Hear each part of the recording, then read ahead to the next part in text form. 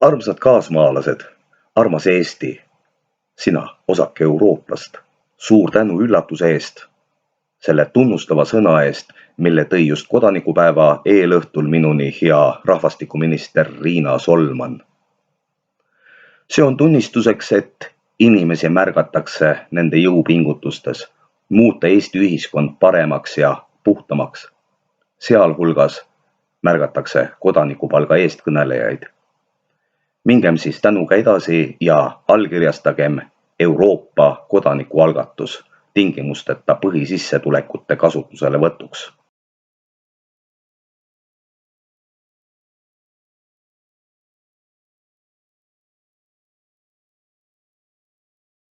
Tingimusteta põhisissetulek või baaselatis või kodanikupalk, kuidas me seda ka ei kutsuks, on lahendus, mille vajalikkusest koroonakriis juba kevadest saadik meile lausa näkku karjub ja teeb seda taas üha valjemini.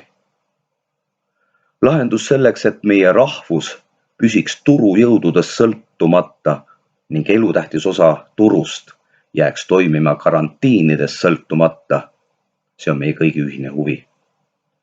Kõige aluseks on üksikisikule tagatud elementaarne toimetulek.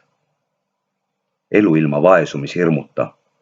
Seetõttu vabade valikute ühiskond, julgete eraalgatuste ja soovitud määral lasterikaste perede ühiskond, vabade kodanike Eesti ja vabade kodanike Euroopa. Iga allkiri suurendab sellise ühiskonna võimalikkust. Allkiri algatusel on tegu.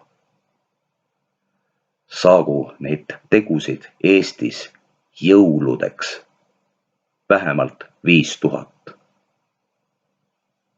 ja kokku üle Euroopa Liidu on vaja 1 000 000 allkirja.